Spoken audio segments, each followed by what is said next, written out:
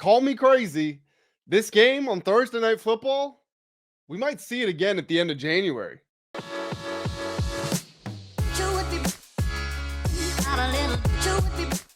What's going on, everybody? Welcome back to the Full Command Show. My name is Grant Mitchell, and we're here to talk about everything involving the Washington Commanders. This is going to be my official game preview for Thursday Night Football, Washington Commanders versus Green Bay Packers, a very big game for both of these franchises. For the Commanders, is this definitive proof that last year was not a fluke if they win? For the Packers, was the Micah Parsons move worth it? Are the Super Bowl chips pushed into the center of the table? We're about to find out where both of these teams stack up right now. Odds makers are telling you the Packers are 3.5-point favorites. We're going to get into all of my thoughts on that and a whole lot more. Dig up the tape from last week. What do the Packers need to worry about with us? What do we need to worry about with the Packers? All that great stuff. It's coming up in this video. So make sure that you guys smash that like button if you are excited for the first real test of the NFL season. Starting the year off with a divisional opponent that had a lot of changes. Sure, it's difficult. It's a nice win. But let's be honest, none of us are expecting the Giants to have a great record. The Packers,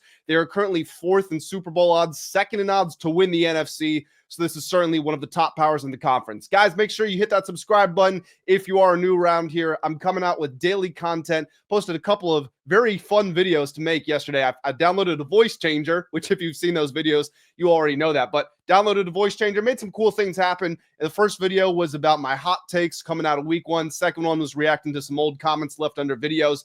Again, go check those out. They were very fun videos to film. But now it is time to get into my official preview. Like I mentioned here, we are going to have videos coming up as well. I might go over some key players or things like that, but this is going to be the big stuff that I touch on, combining what I saw from both teams last week into what I think we all should expect, or at least be monitoring as we approach this upcoming game.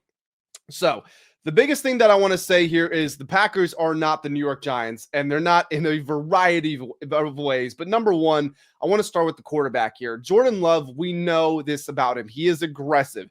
He is not hesitant to attack the deep parts of the middle of the field. That is something that a lot of quarterbacks don't share. Jayden Daniels doesn't even attack the deep middle parts of the field.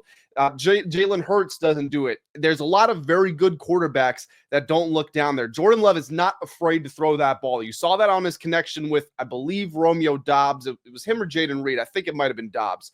But last week against the Lions, a Lions team that has a ton of talent, one of the top 3, top 4 most talented teams in the NFL, certainly expected to be one of the top Super Bowl contenders. Against that Lions defense, Jordan Love on passes that traveled 10-plus yards downfield over the middle was 5 of 5 for 119 yards and a touchdown. So the Commanders, just the things we know about them, granted, this did not apply in week 1 because the Giants were so pathetic. But what we know about the Commanders is Joe Witt Jr. and Dan Quinn, they want this aggressive man-style defense. Lots of cover zeros, cover ones. Cover one, that's going to put strain on whoever is playing the post, most likely Quan Martin. So, hey, Quan Martin, if you're back there in single high and you got man coverage on the outside, and then you look over and you got someone running up the side on a goal ball over here, and then you got a deep post attacking you from this side, how are you going to react to that? Those are questions that you're going to have to answer on the fly in real time against some of the fastest receivers in the NFL. You might have your questions about the Packers' draft choices, whether it be a Christian Watson or a Dontavian Wicks or now Matthew Golden. But all those dudes, Watson's not playing, but all the dudes they have, they can fly. That's the one thing about them. They're like, was it Bob Hayes who played for the Cowboys who couldn't catch anything, but he could run as fast as heck because he was an Olympic sprinter? I think it was Bullet Bob Hayes. There was some receiver back. Point being here, they're all sprinters out there. They're guys that you have to honor them not just as football players, but as track runners. And oh yeah, they might catch an 80-yard touchdown on your head. So that's going to be real strain, not just on the outside corners to hold up, but whoever's in that middle of the field, you got to guard that. Now, with me saying all this, again, Jordan Love is extremely aggressive. I went back and I looked into the Packers' record when Love does and does not throw an interception, and the results speak for themselves. So in games since 2003, which is when Love became the full-time starter, don't want to go back into any time before that when he was filling in for Aaron Rodgers, but these last 2 seasons in one game, the Packers are 6-11 when Love throws at least one interception. They're 14-5 when he plays a clean game. So there is a clear delineation of turnover, lose, clean game, win. Now, the Commanders always prioritize the ball. That's what they say. The ball is life. We got to go procure the ball. We got to obtain the ball. Quan Martin had the interception that was ruled out because of roughing the passer by Bobby Wagner. Whatever. I still haven't watched the replay of it, so I could be totally wrong here. It didn't look like the roughing the passer when I was there at the game. I don't know. Again, I haven't seen the replay. Seemed like a load of nonsense, but that's a play that you got to come up with. Even if the referees were out against you, you got to come up with that play. Marshawn Lattimore, ball hawk. Trey Amos, ball hawk. Mike Sainristil, ball hawk. Let me see it. Let me see it in this game, because if you do your job, not that interception isn't, not that good coverage without interception isn't doing your job as well. But the ultimate goal is to go get that football. And if you can do that for the very reason you were brought to this town, then you're going to go a very long way towards winning the game for your team. Now, a couple of other things here. The Packers are a run-first team. Not that they need to dominate the ground to win games. They don't need to run for 200-plus yards like the Baltimore Ravens mostly do with Lamar Jackson and Derrick Henry.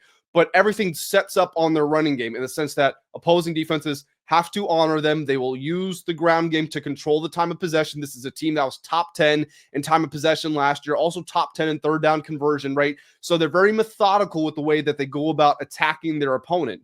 But with that being said, they did not get a great push at the line of scrimmage in the last game. Part of that was because the Lions did make it a priority to bring guys down into the box and stop the run. But even still, the Packers only averaged 0.7 yards per carry before contact. The Commanders were up around 3, so they were getting an outstanding push against the Giants, whereas the Packers weren't finding the same success against the Lions. Jordan Love, in those situations where the defense is crashing down, stacking the box, he have to make big throws, and he absolutely did that last week. His QBR was above 90. Again, I talked about some of the deep middle field passes that he hit, but he did a very good job. The Lions in that game played man coverage on 52% of plays. 39% of that was cover one. I bring this up because, again, this is the sort of style that the Commanders has spoken about wanting to play. They want to be a man coverage team. They want to be playing with Quan Martin in the middle of the field as a cover one safety. So how are you going to respond seeing what the Packers just did to the Lions? And can you set yourself up on the running downs with the great defensive performance we saw from Javon Kinlaw and Deron Payne and Dietrich Wise, Jake Martin, Dorrance Armstrong, Von Miller, everybody? Can you win at the point of attack on the running downs so that you're not exposing yourself in the secondary like the Lions did, and which got the Lions burned by Jordan Love? These are all questions that are yet to be answered and that we will find out in this upcoming game. Now, let me switch it around here. Let me talk about the Packers defense. So the Packers did something very interesting against the Lions. We know that Jeff Hafley, the new offensive coordinator from Boston College, he changed lives for this defense last year, but he seems to have improved even further upon that, judging by a one-game sample size, which is limited. But in that one game against the Lions, the Packers were in zone on 91% of plays. It does make sense when you think about the speed and the weapons that the Lions have. You don't want to strain your corner. You don't want your corners in man coverage constantly against Amon-Ra St. Brown and Jameson Williams, and you've got a linebacker or a safety trying to cover Jahmyr Gibbs leaking out of the backfield. It's not the most ideal game plan in the world, but still 91% definitely shows you that that's still way above the expectation here. So why did that happen? Well, the Packers' defensive line, the Commanders just played an outstanding defensive line of the New York Giants. I have said that the Giants have the best defensive line in the NFL.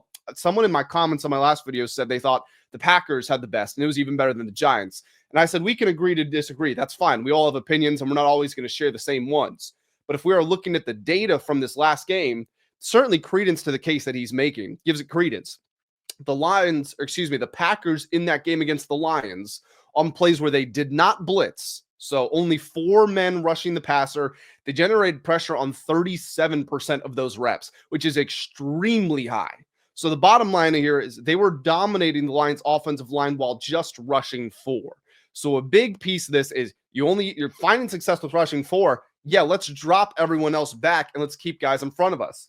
If the Commanders can't force the Lions out of that, then that's going to benefit the Packers defense greatly, because they're going to have everybody in front of them. Did I say force the Lions out of it? If I did, I meant force the Packers out of it.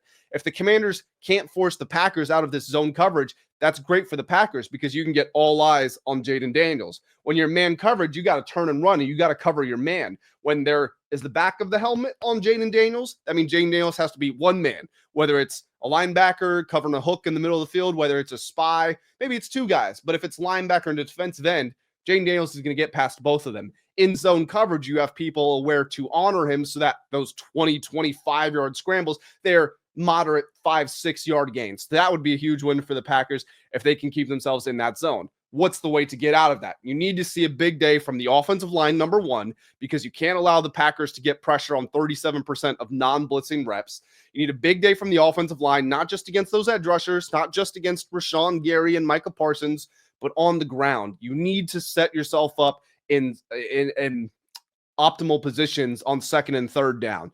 Despite all of the penalties and everything that the Commanders racked up, the offense not being at its best, they were still second in success rate in that game against the Giants. What is success rate? It's essentially a measure of how well does an offense do staying ahead of the chains. So on first down, can you get at least 4 yards? On second down, can you get yourself to 3rd and 3? And on third or fourth down, can you pick up a first down? Just a measure of staying ahead of what would be standard for that sort of situation. So the Commanders, again, despite their offense not being at its best, they were second in the entire league in success rate. So can you take these moderate gains? Can you do a style that is a death by 1,000 paper cuts? Because the Packers, what we saw from them last week was that they were willing to give that up if it meant that they keep everything in front of them, take away the explosive plays. Granted, that was a much different offense, right? The Lions weren't finding as much success. They didn't have a dual threat quarterback. They didn't have a player like Deebo Samuel who you can give to on a jet sweep or on a screen, and all of a sudden you've got the let's say the nickel or the linebacker. You got 3 receivers over to the right over here. You've got either the nickel or you've got the linebacker sliding over. They're in the guarding man in front of them in the zone. You've got a corner playing the cloud, and then you've got the safety over the top. So you've got 2 defensive players close to the line of scrimmage. You've got 3 Commanders receivers. You got two blockers for those 2 players, and then you get the ball to Deebo Samuel on a screen, and you've got the safety backed up 15, 20 yards down the field. Maybe not 20 yards, but let's say 15 yards. The safety's got to crash down and make that tackle, sure, but just by the way things go, if he's 15 yards away, Deebo gets the ball line of scrimmage on a screen, well, you figure on average they meet 7.5 yards down the field. So that's a 7.5 yard gain right there. Can you do stuff like that to force the Packers to change their coverage, to get down closer? And then that's when you hit them over the top. That's when you look for the deep ball to Terry McLaurin, which he and Jayden almost connected on the play. It was a bit of an overthrow by Jayden, but Terry absolutely burned that safety. Just the way he stemmed the route, it was beautiful. He looked like he was going inside and slowing down. And all of a sudden, he's bursting off to the side on the outside, and it was a great route. Again, can you get something like that? Can you set up something for Jalen Lane's speed? Can you get a play action where all of a sudden maybe you've got John Bates? Nobody expects John Bates to be a receiving threat because he's a run blocker. But can you set up a play action where John Bates all of a sudden is leaking free 15 yards down the field? Bunch of different things that you want to set up. But the point that I'm making here is you have to earn that by winning the running downs, by having strong protection on your offensive line. And if you do that, that is when you unlock those big plays deeper in the game. So questions that need to be answered there. On an individual level, I want to know, can Terry McLaurin establish himself in this game? I understand that he didn't play well in the first game. I shouldn't even say that. In the first game, he did not post big numbers, and that was expected to me. I know it was disappointing for a lot of fans out there, and rightfully so. You want your star player, a guy who created all this fuss to get a contract raise. You want to see him come out the gates and perform well. That's fine, but it wasn't my expectation. It is almost a little bit unfair to then turn around and say, hey, you got to come back with 3 days of rest and get ready to go play on the road on a short week and do it against a very good defense. But with that being said, no, you were very good last year. You're excellent last year, even set a franchise record in touchdowns.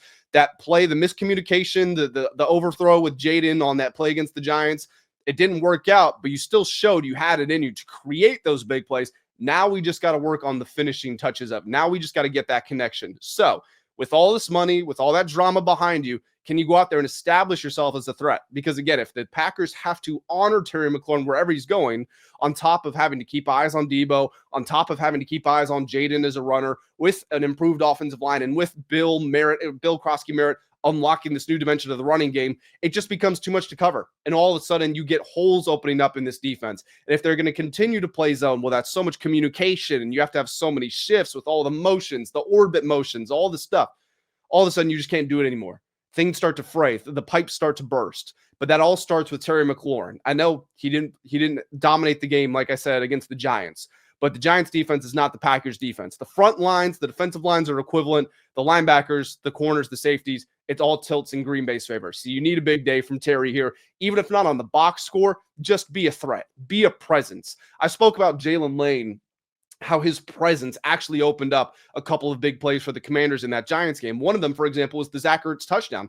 Jaylen Lane basically did nothing on the play other than run his route, and the ball didn't go to him, but the way that he cleared out the zone gave the small window for Jayden to fit the ball into, and that's how Zach Ertz gets the touchdown. So just things like that. Can Terry's gravity open up plays for the rest of the offense? I also want to talk about game management here. I mentioned it earlier. The Packers last season were top 10 in time of possession and third down efficiency. So this is going to be a methodical game. And it's one where Dan Quinn and Cliff Kingsbury and Joe Witt, they got to have their thinking caps on. I wonder, do we get the return of the Commanders' trademark aggressiveness on fourth down? That's a big question that I have. I have all the faith in the world in them to pull off whatever it is, whatever sort of situations they find themselves in. We saw them in a bunch of 1st and 20s, 2nd and 15s, 2nd and 18s, and they still made it work last week. But now you're on the road against a much better opponent, and we're talking about a 4th and 5 versus a 1st and 18. 1st and 20, I guess you would say. 1st and 20. You mess that up, well, it's still second down and still got third down. This one, 4th and 5, could be the difference of winning or losing the game against a raucous crowd, great fans up in Green Bay. So I just want to keep it. I want to keep tabs on the battle of the game management piece of all of this. And related to that, what's the no-huddle tempo look like? To me, the Commanders looked like whenever they were going to no-huddle, I think it was a little more intentional last year. It was just kind of standard for them. They ran it on 65% of plays, something like that. I don't know the exact frequency of it in that Giants game, but it looked intentional. And that's something that I picked up being at the game. I saw Jayden looking to the sidelines to see when the Giants were communicating, see when they're trying to make substitutions, and he chose those moments to really push the pedal with the no-huddle. When he saw Kayvon Thibodeau squatting down, Brian Burns squatting down, trying to catch their breath, that's when he was pushing the pedal on the no-tempo. So I'm interested to see how he does just using that to manipulate the flow of the game, but then also to manipulate this Packers defense. I've talked about it enough, but they generated a bunch of pressure last week while coming with only 4-man blitzes. Well, can you get them stuck on the field, the same players that you can tire out a Micah Parsons, tire out a Rashawn Gary, keep them in somewhat standard looks, and then also trap them in personnel packages? Micah only played 30 snaps last week.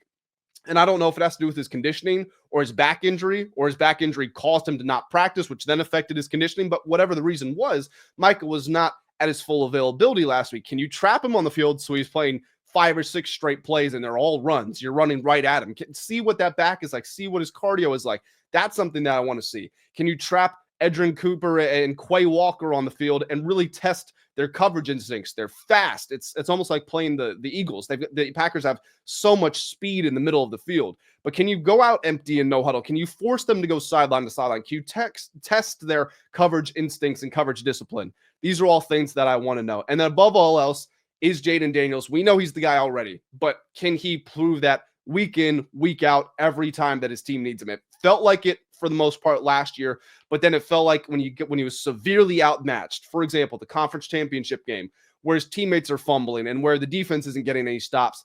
There's nothing he can do in that sort of situation. He's more insulated now. He has more help around him. So can he still be that guy to make every play when he needs to, combined with improvement in the players around him? Again, the odds makers have the Packers as 3.5-point favorites. I think the Commanders do have a great chance to win this. I'm not going to be overly disappointed or say that their season is ruined if they lose this game. I think, if anything, the Packers would have done what they were supposed to do. So I'm not going to use that as a reason to talk down about this team. But if they win it, I view it as a very momentum churning win, proof that last year was not a fluke and this team is on to something great. After this game, you got 10 days of rest, then you host the Raiders. Should be a 3-0 start to the season. You're at Falcons, at Chargers after that. I would expect you at least get a split out of those. So that's a 4-1 start to the year with guess who? The Chicago Bears coming to town for a matchup between Jayden and Caleb Williams. Guys, I'm going to go ahead and head on out of here. That is my preview for this Commanders-Packers game on Thursday Night Football. Make sure you like this video. If you did enjoy, hit the subscribe button. If you're new around here, to the returning subscribers, you guys are the GOATs. You already know that. Make sure you go to the comment section. Leave me your thoughts on what the biggest talking points to watch are in this game. And as I always say, I will catch you in the next one. Have a great day.